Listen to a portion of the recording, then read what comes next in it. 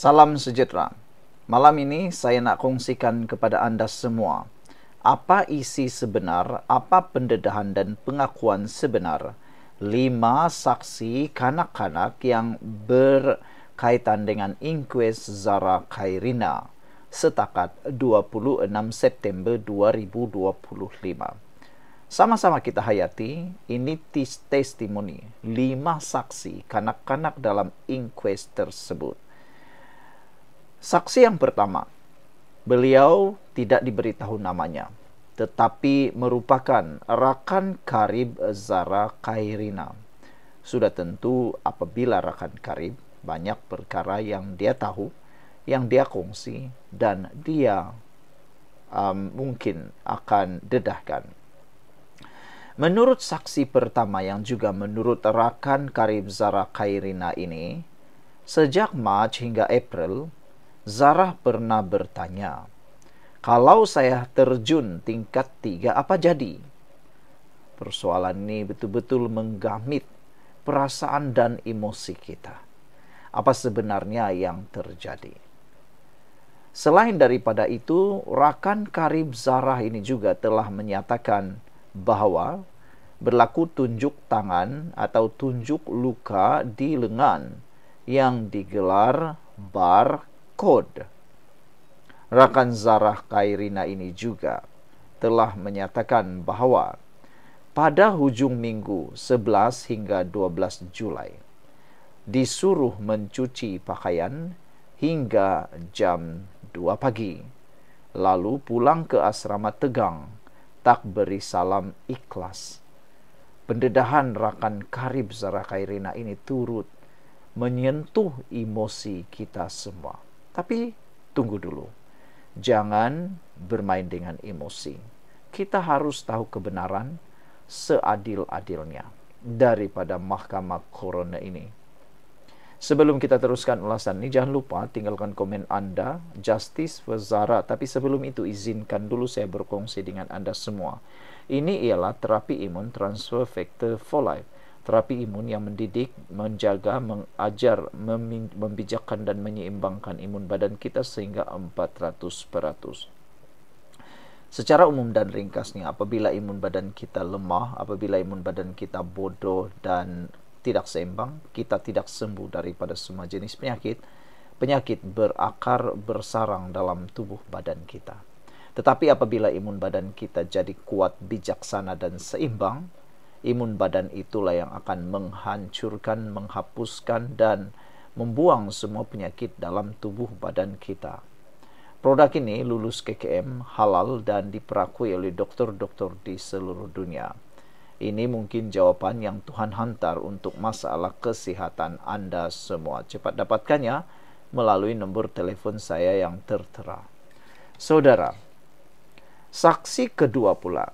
Kita teruskan kepada saksi yang kedua, yang merupakan rakan atau pelajar sebilik dengan Zara Khairina. Nama turut tidak dinyatakan bagi melindungi hak dan privasi pelajar kanak-kanak ini. Menurut saksi ini, pada malam 15 Julai, Zara dituduh mencuri dompet Rp300. Lalu Zara bersumpah wallahi tidak ambil. Akhirnya penuduh percaya. Selain itu, seorang lagi menuduh curi pin bendera. Pelajar lain mengejek dengan kata kesat seperti perkataan bodoh, sial, injak.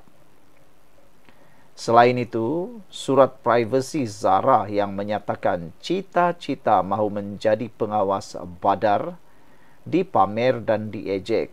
Zara menangis, lari keluar dom. Itu saksi kedua. Saksi ketiga pula menyatakan rakan sekolah lain, yang merupakan rakan sekolah lain Zara. Saksi ketiga menyatakan bahwa Zara sering menyebut mahu mencederakan diri.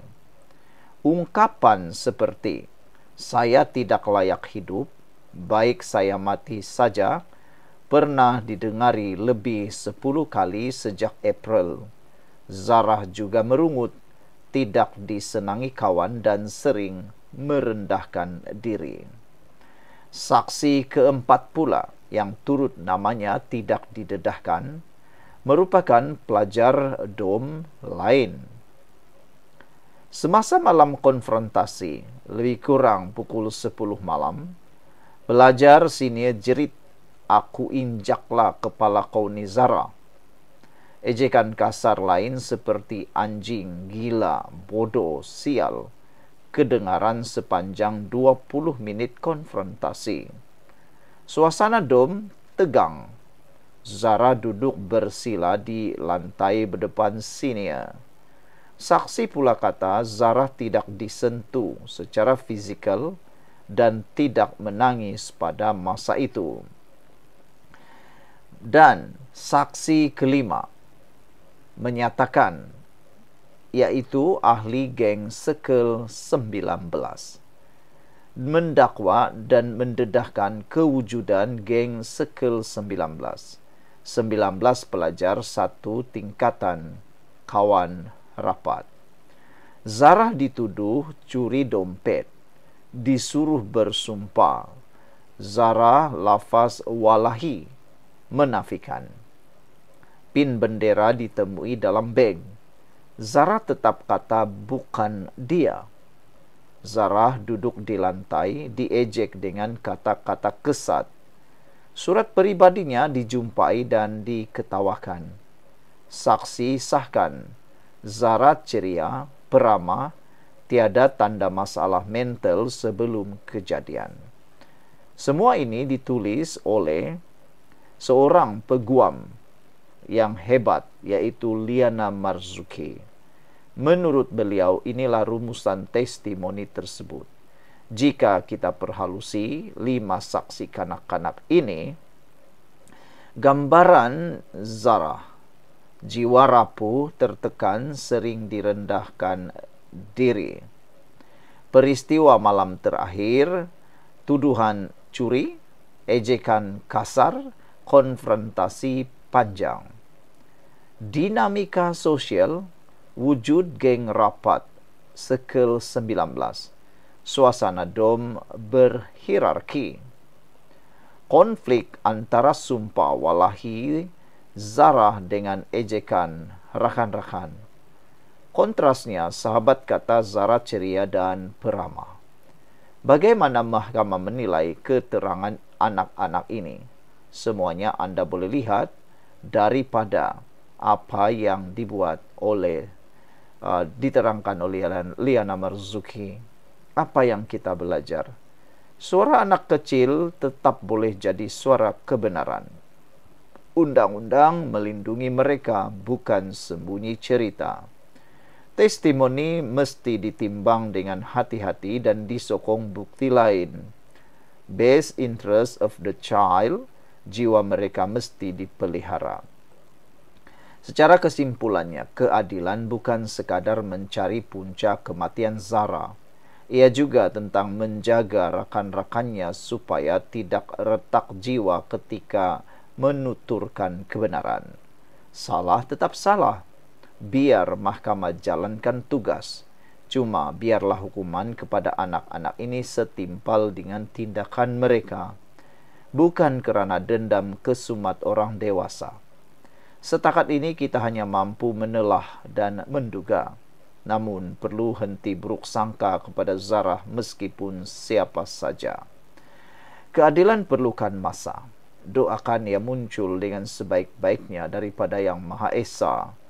Kerana bukan sahaja best interest itu untuk saksi, tetapi lebih penting untuk Zarah sendiri. Beliau tidak boleh lagi mempertahankan diri. Di alam sana beliau menanti. Sekian dulu untuk kali ini. Jangan lupa tinggalkan komen Anda. Bye-bye. Satu lagi rahasia besar yang pastinya paling tidak disukai oleh PAS. PAS ini sembang perpaduan Melayu Islam, tapi berdegil tolak ide kerajaan perpaduan. Sudah hampir 3 tahun kerajaan persekutuan diterajui Datuk Seri Anwar Ibrahim. Tetapi PAS masih berdegil, menolak ide kerajaan perpaduan. Presidennya, PAS, Tan Sri Abdul Hadi Awang, mengulangi pendiriannya, memusuhi kerajaan Madani dalam siri artikel meleret panjangnya menerusi minda Presiden semalam. Dalam masa sama, Abdul Hadi menekankan pula kononnya PAS mengutamakan perpaduan Melayu Islam, walaupun kerajaan perpaduan masih didominasi oleh ahli parlimen Melayu beragama Islam. PAS mementingkan perpaduan Melayu Islam yang kuat bawah satu payung besar tanpa menonjolkan diri, dengan syarat pemimpin utama adalah Melayu Islam daripada sesiapa saja yang mencukupi syarat kepimpinan Islam yang beriman, berilmu dan berakhlak yang dipimpin atau dipilih oleh rakyat dalam PRU. Kata mereka, PAS menolak ide kerajaan perpaduan yang mengambil jenama menipu dengan kuasa kalangan minoriti yang membahayakan Islam serta Melayu Islam dan Bumi Putra bersama dominasi DAP yang menjadi ancaman kepada Islam secara tersurat dan tersirat menurut Abdul Hadi Awang. Untuk rekod, terdapat 74 ahli parlimen dalam kerajaan perpaduan yang beragama Islam, manakala yang tidak beragama Islam adalah kira-kira 44 orang sahaja.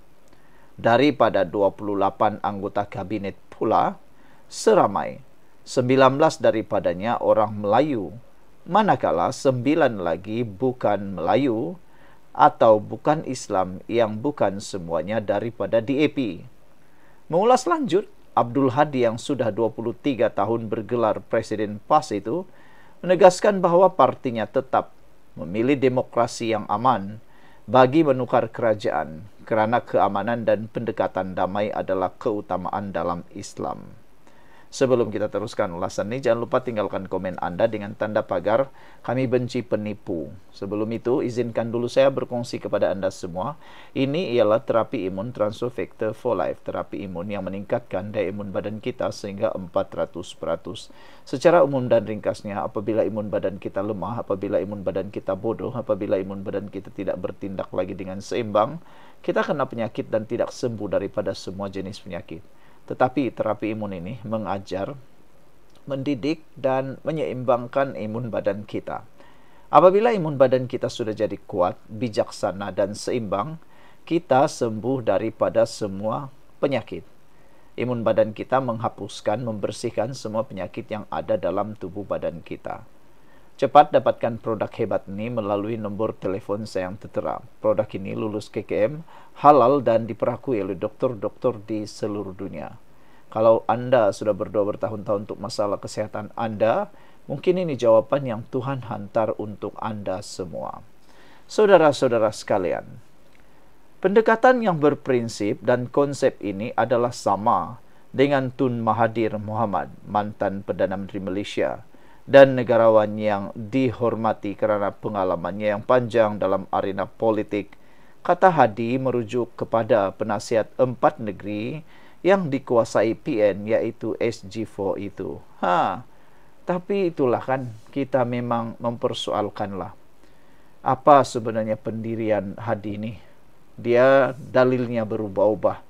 Dulu dia bermusuh dengan Tun Mahathir, sekarang dia puji pula dengan Tun Mahathir. Dia kata macam-macam tentang Mahathir. Mahathir pun kata macam-macam tentang PAS dan Hadi. Tapi kini apa jadi? Itulah politik. Dulu dia lawan, sekarang kawan. Begitulah politik. Jumpa lagi.